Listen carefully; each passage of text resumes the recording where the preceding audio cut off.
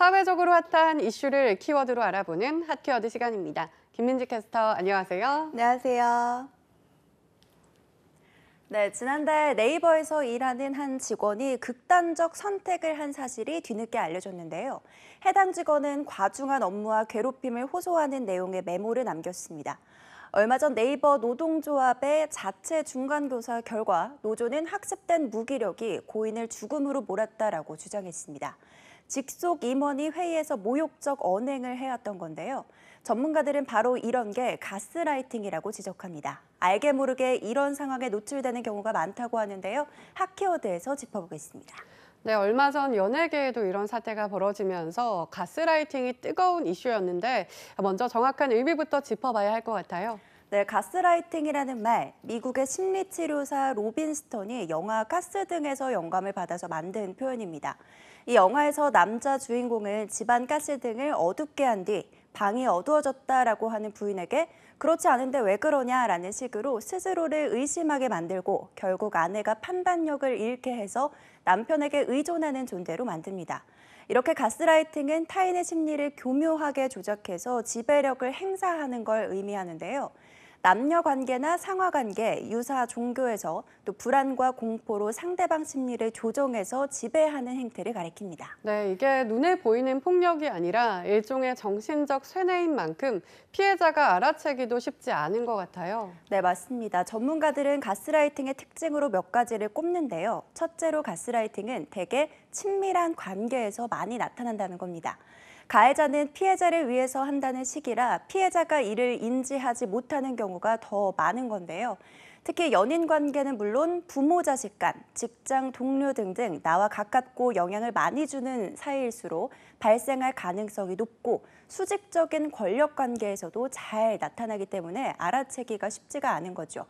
무엇보다 스며들듯 장기간에 걸쳐서 이루어지고 피해자가 범죄임을 인지하기 힘들다는 게 특징입니다.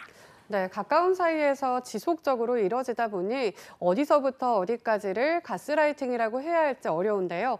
가스라이팅을 당하고 있는지 자가로 확인하는 방법이 있을까요?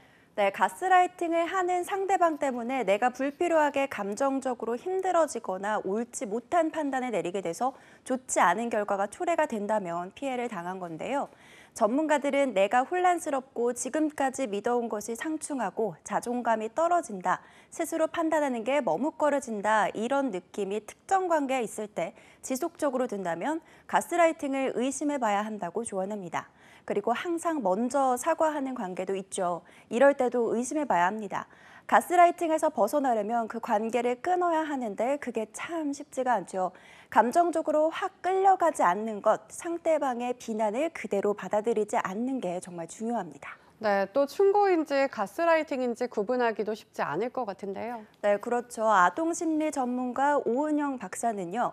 가스라이팅에 당하기 쉬운 사람으로 공감 능력이 많이 발달한 사람을 꼽았는데요. 그 이유는 나에 대한 객관성을 잃기 쉽기 때문이라고 합니다. 아주 가까운 사람이 충고인지 가스라이팅인지 헷갈리게 한다는 건데요. 오은영 박사는 그 사람과의 관계가 괴롭다면 거리를 두고 한번 생각해 봐야 한다고 지적합니다. 예를 들어서 너 회사 나가면 이런 대우 못 받아. 너 잘 되라고 하는 거야. 널 사랑해서 그러는 거야. 이런 것들. 또 내가 아니면 누가 내 얘기를 듣겠니? 이런 이야기들이 대표적이라고 설명했습니다. 혹시 주변에 누군가 충고라는 이름으로 끊임없이 이런 이야기를 한다면 의심해 보셔야 합니다.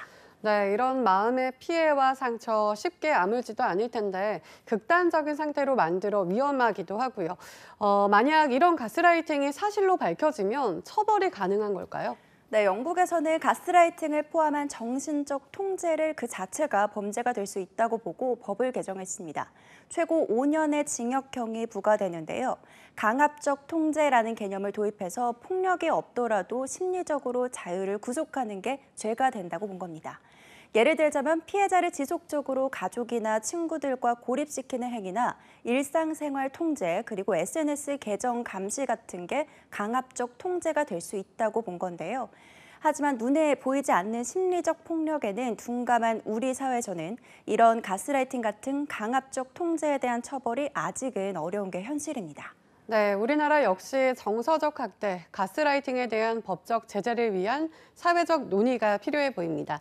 지금까지 핫케어드 김민지 캐스터였습니다. 고맙습니다.